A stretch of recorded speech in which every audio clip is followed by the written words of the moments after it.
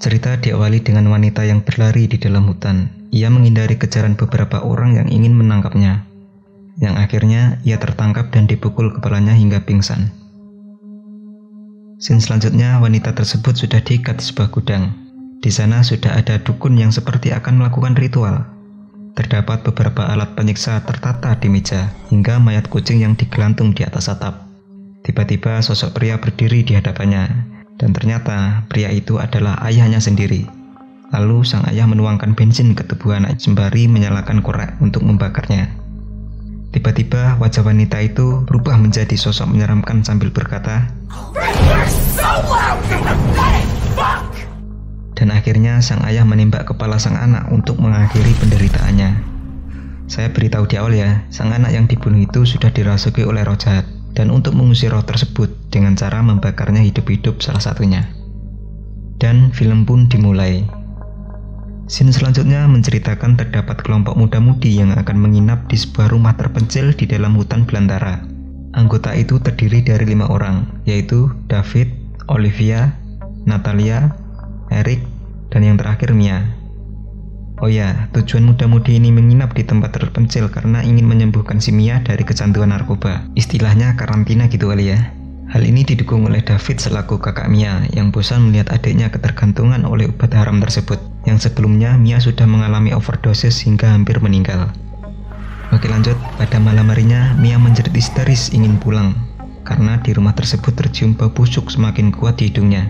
Ia menceritakan bau tersebut seperti mayat, namun teman-teman lain tidak mencium bau itu sama sekali. Di saat itu, tiba-tiba anjing yang dibawa David menggaruk-garuk karpet seperti mencium bau sesuatu. Si David pun membuka karpet tersebut. Tak disangka, di bawah karpet tersebut mereka menemukan pintu bawah tanah yang terdapat darah yang sudah mengering. Si David dan Eric karena penasaran lalu membuka pintu tersebut, dan langsung saja bau mayat tercium sangat menyengat di hidung mereka. Kemudian, David dan Eric mencoba masuk ke ruangan itu. Ternyata di dalam sana terdapat sebuah ruangan yang banyak terdapat mayat kucing bergelantungan. Yang ternyata ruangan itu adalah tempat wanita di intro film tadi dibakar. Di sana ia juga mendapatkan bungkusan terbalut oleh plastik dan disegel oleh kawat-kawat besi. Lalu si Eric membawa bungkusan ke atas untuk diselidiki. Karena Eric penasaran dengan bungkusan itu, akhirnya Eric memberanikan diri untuk membukanya. Ternyata isi bungkusan tadi berupa buku yang sampulnya terbuat dari semacam kulit makhluk hidup. Dengan penasaran, ia membuka buku tersebut. Isi buku itu terdapat gambar-gambar wajah iblis yang sudah dicoret-coret. Hingga ia sampai ke halaman yang seperti dihilangkan. Namun karena tulisannya yang dihilangkan itu timbul, Eric mengakalinya dengan menaruh sebuah kertas dan menggesekkan pensil di atasnya. Lalu ia membaca kalimat itu satu persatu. Ternyata kalimat tersebut adalah mantra untuk memanggil sang mantan datang ke tempat itu. Mia yang pada saat itu sakau berat di halaman rumah, tiba-tiba muntah dan diperlihatkan wujud iblis yang menyerupai dirinya yang nyempil di semak-semak. Setelah kejadian itu, Mia menceritakan apa yang barusan dilihat dan memohon untuk dipulangkan dari rumah tersebut.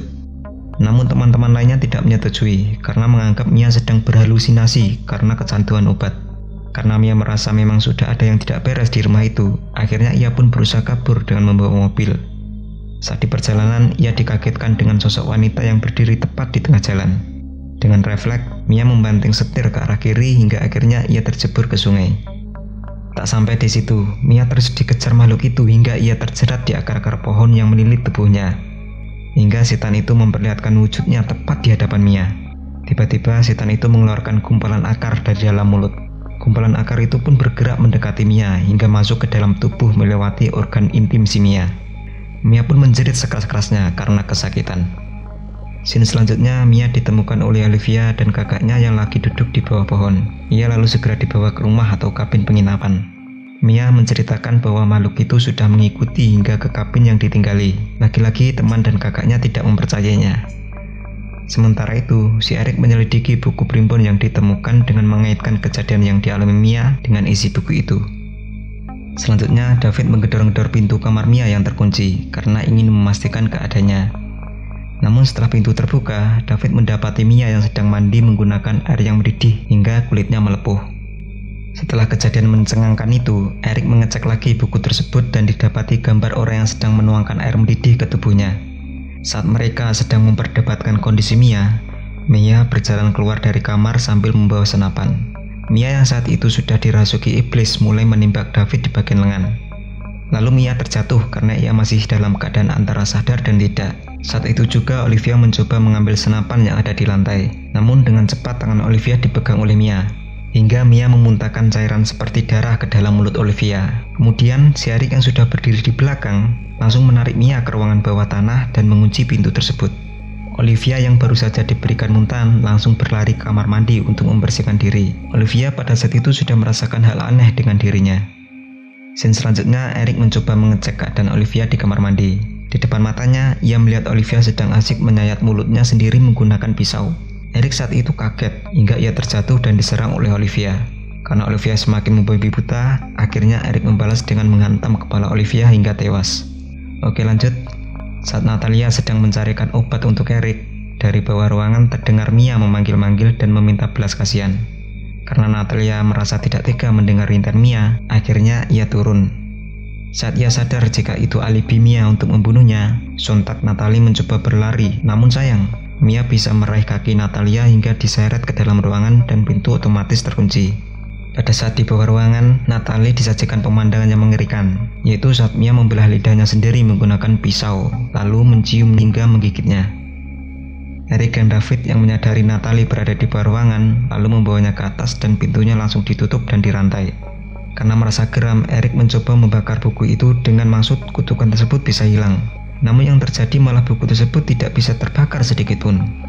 Sementara itu, Natalie yang habis digigit oleh Mia mulai merasakan hal aneh dari bekas luka gigitan tersebut. Terlihat luka tersebut seolah-olah hidup dan mulai menyebar hingga tangannya membusuk.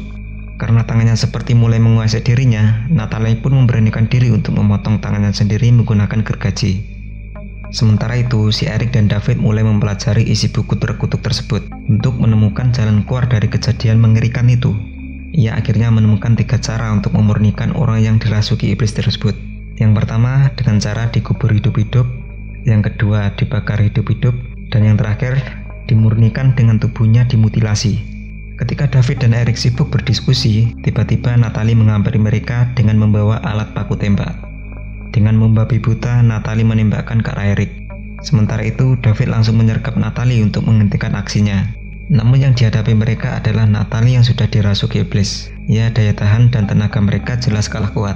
Tak selang lama, Natalie berdiri dengan membawa linggis. Natalie pun menyerang Eric hingga jari-jari tangannya putus. Tak lama, Eric pun pingsan karena ia terkena pukulan linggis di kepalanya. Si David yang sudah bisa meraih senapan akhirnya menembak tangan Natalie hingga putus. Dan akhirnya Natalie pun sadar dari kerasukan, yang tidak lama kemudian ia tewas di pangkuan David, pacarnya sendiri. Scene selanjutnya, David mulai menuangkan bensin untuk membakar rumah itu. Namun saat David mulai menghidupkan korek, Mia dari bawah tanah meminta ampun dan meminta pertolongan pada David. Mengingat Mia adalah adik kandung kesayangan David, ia tidak tega untuk membakar, dan akhirnya mencari cara lain untuk menyelamatkan sang adik. Ia pun membuka pintu ruang bawah tanah dan mencari Mia. Namun saat David sampai ke ruangan, Mia dengan tiba-tiba menyerang David hingga ia terpental dan masuk ke dalam kolam air. Mia dengan cepat menghampiri David dan menenggelamkan tubuh David ke dalam air. Saat David hampir kehabisan nafas, tiba-tiba Eric yang ternyata masih hidup menghantam Mia dari belakang hingga pingsan. Namun sayang, pisau yang dibawa Mia menancap ke perut Eric hingga ia divonis tewas. Setelah itu, David membawa tubuh Mia keluar ruangan dan menguburnya hidup-hidup guna menghilangkan kutukan iblis. Akhirnya Mia sadar, yang sebelumnya dikira mati oleh David. Anehnya, luka-luka melepuh yang ada di tubuh Mia hilang begitu saja. Setelah dikira kutukan itu sudah usai, mereka pun bisa pergi dari kabin. Saat David mau mengambil kunci mobil yang ada di dalam rumah, tiba-tiba David dipukul dari belakang oleh Eric yang sudah terinfeksi kutukan tersebut. Mengingat David sudah kehilangan tenaga dan ingin Mia selamat, akhirnya ia menembak pasukan bensin yang ada di hadapannya dan akhirnya ia tewas dalam ledakan. Oke, lanjut. Tak sampai di situ, kejadian aneh datang lagi. Tiba-tiba terjadi hujan darah di sekitar rumah. Tak lama kemudian muncul makhluk aneh dari dalam tanah hingga membuat Mia misuh karena kaget. Makhluk itu mengejar Mia sampai ke mobil. Namun sayang, ada acara kunci mobil jatuhnya. Lalu dengan gesit Mia masuk ke dalam rumah, melewati lorong kecil yang ada di luar. Namun makhluk itu masih bisa menyerang Mia dengan cara menancapkan pisau panjang ke arah persembunyiannya, hingga Mia terkena pisau di bagian lutut dan tangan kanannya. Karena Mia sudah terdesak, akhirnya ia bisa menerobos kayu dengan menenteng gergaji. Dengan bersembunyi di kolong mobil, Mia berhasil menggorok kaki makhluk itu hingga putus. Namun sayang, saat Mia mau kabur, makhluk itu mengangkat mobil dan melempar ke arah Mia, hingga menimpa tangan kirinya. Dengan insting bertahan hidup, Mia pun menarik tangan yang terjepit hingga terputus. Setelah itu, Mia segera mengambil gergaji yang ada di sampingnya dan langsung memotong makhluk yang sudah berada dekatnya hingga terbelah dua. Sesudah pertarungan yang berdarah-darah tersebut, akhirnya makhluk itu bisa ditaklukkan dan tenggelam masuk ke dalam tanah. Dan film pun berakhir. Oke, mungkin cukup sampai di sini. Terima kasih untuk yang mendengarkan sampai habis. Sampai jumpa di pembahasan film selanjutnya. Bye.